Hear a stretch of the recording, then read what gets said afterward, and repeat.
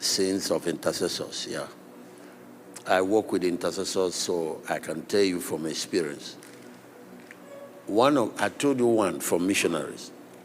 They attack the church and attack pastors instead of seeking to open the eyes. You know, when Paul was called into mission, one of the assignments God gave him is to go and open the eyes of the Gentiles. And by opening their eyes, you turn them from darkness to light and from the power of Satan unto God. A lot of things that are happening are ignorance. So they do that, and then they lose the whole thing completely. Now, this is the second sin. They focus on the mission of God and ignore the needs of men. Did you hear what I just said? So they lose the human being who will drive the mission. Listen to this statement. Where there is no vision, the people perish. The absence of vision, the people perish. But where there are no people, the vision perish. It's just a balance. The thing is a cross. One is vertical, the other is horizontal. A lot of the people ignore that horizontal part. They always ignore it. I have observed. It's the same mistake intercessors make. They say God will do it, God will do it. They ignore the human factor. Take, for example, we reviewed the story of Esther. Did you see how they called for intercession? And God moved. But that is the only part the intercessors see. They don't see that a human being risked her life to go and influence policy. They don't see that part. So they will do the prayer, but the corresponding action will not follow. That believers in government, our Daniels, our Josephs, and our Esthers are to be challenged to step out, risk whatever it is, to influence policies, influence governments, influence things in order to advance God's purpose. They think prayer alone will do it. Prayer alone will not do it. Let me give you an example, or more say. I played a video where the Jews were bowing before God. I don't know, at the beginning I played that video. And the Arabs and the Palestinians said, whenever they see them bowing, they don't want to fight them. They clear. They're afraid of them because they know they cannot be defeated. But that doesn't mean that the Jews, after those prayer and bowing, don't have security arrangement. So it's also the same mistake we make. We always like to take one and leave the other. Then you meet some people who want to only depend on their human effort and they ignore divine intervention. So both leads to frustration. So you saw that Jewish man saying that it is both, that David will seek God, David will fast, David will lead his people to seek God, but at the end of the day, he built the most powerful security machinery, the most powerful military in the Middle East. The same thing for the church.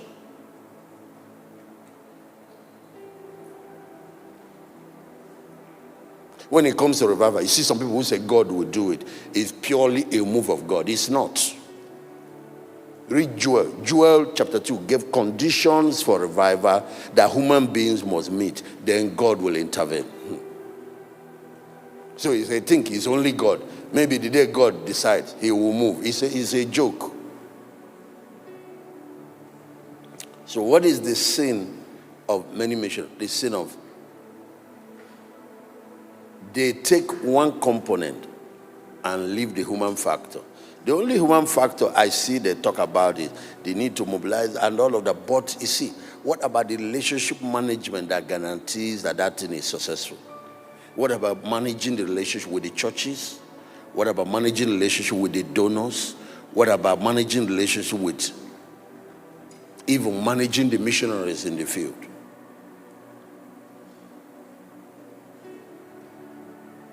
Watch now. I'm about to say something. Prayer meeting is the most attended meeting in the kingdom. Say it.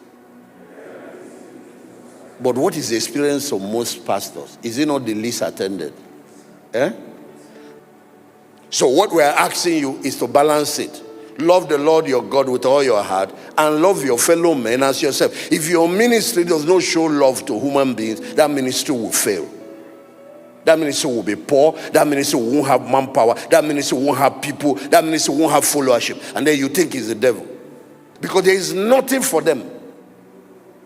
But they want to pray down the whole of Africa. Take 50% to pray for Africa. Use 50% to pray for human beings.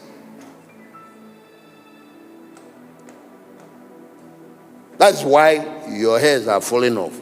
You will be poor. Nobody wants to attend. It's the problem. But God is not like that. God is customer focused. God is people focused. Look at the commandments he made. He made one for himself to make sure that we attend to him. I actually looked at the 10 commandments. 6 deals with human needs. Only 4 deal with God's need. God is people focused. He went to the cross and did not die for God. He died for human beings.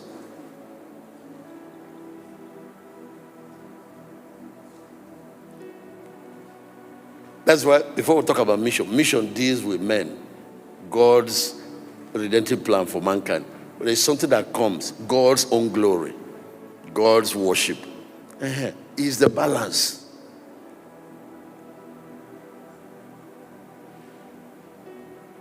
If you learn what I'm saying now, your prayer meeting, when I hold, your prayer meeting will be the most attended meeting. It will even be, yes, hold a prayer meeting. I think we're talking about assessment. We say praying for needs. Hold a prayer meeting. If it is 2 hours, 1 hour, tackle all of the things you want to tackle. Kingdom matters, intercession for souls, all the things for the city. The other 1 hour, deal with. There are barren women. There are all kinds of things. There are sick people. There are issues. Deal with it, and you will see what will happen. The place will grow and explode. If you're only solving God's problem, God is in heaven, no? There is no problem there. He has kicked out the problem to earth. The name is Satan. He is now here. And it's human beings that is disturbing. Can't disturb God. If you don't deal with human problem, you will fail in ministry. Ministry is about people. Yes, primarily about him. Secondly, about people. If you don't include people in your plan, you will fail. And you will be frustrated.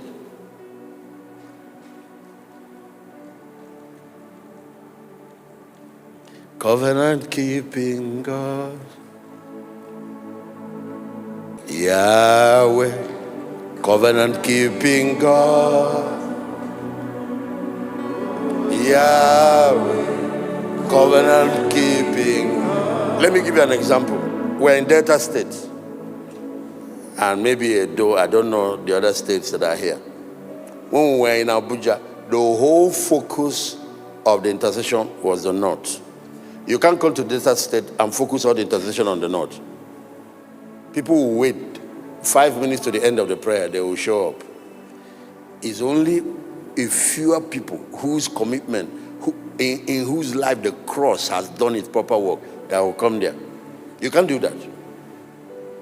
Deal with the north and deal with Delta people who have problems. It's like missional. Don't come and be telling me about only frontier mission, as if the people are all the souls in your place. All souls are souls. No soul is more important than the other. All those things need balance. So all souls are souls. Just like we should not focus on only local mission, we should not also focus on only frontier mission.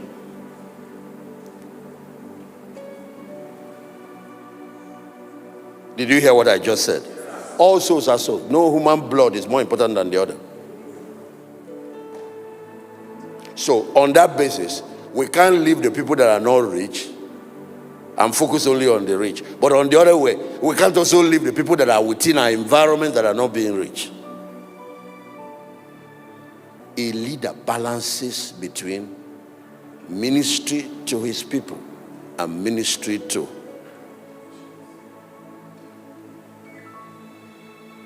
And that's how God operates.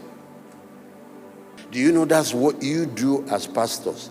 Those people that are serving, that are responsible for, you have to have time to attend to them. You have to have time. You have to schedule it.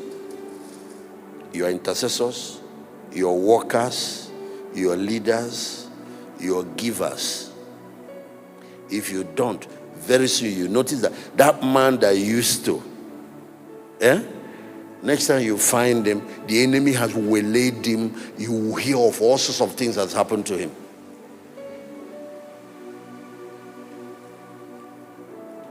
It's the same way. Like we came here now for ministers and all of that. The people that are giving ministry, because you are in the battlefront, you are the number one target of satanic attack. So there should be ministry periodically. And there's a pastor. I always advise pastors every quarter, schedule a week, a day, a week that you stay away from your church. That Sunday, there's always 13 weeks. Spend 12 on that one. Go somewhere you can refuel and renew. If not, the vision one day will die, you won't even know. Attend to your own health too. Then when you come back, delegate that service to your assistant or your wife or whoever.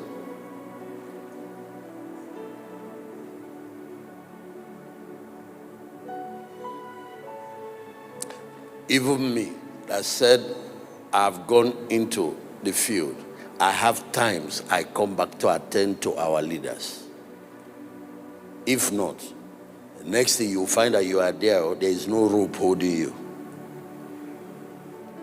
Because what does the enemy do? Why did David is leading an army in the field? He goes to the base where they left their wives, where they left their everything, and attacks it.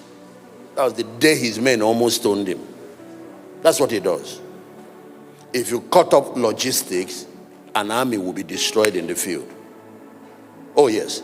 If you also destroy a base, you have destroyed an army. And the devil understands warfare.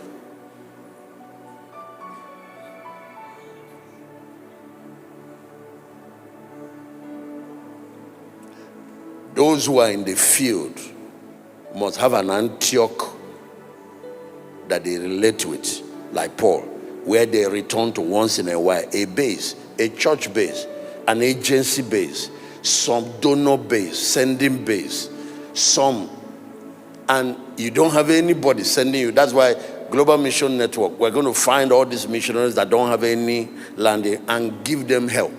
There are a lot of stories I've heard that is heartbreaking. Yes, you see, there is a relationship between the field work and the home base. Very important. That's why Pauline missionary journey was about 3 times, because they circle after they return. And for those who don't have, you have to create a relationship with your donors. I don't care if it's online relationship, and you have to have periodic time. When your eyes is not in the field, your eyes is back to your support base. You come and attend to them, give them reports, pray with them, bless them, encourage them, and then you will find that the pipe, the supply system will just be going smoothly. If you don't, Satan will go and bomb all your supply line. Because it's war that we're doing.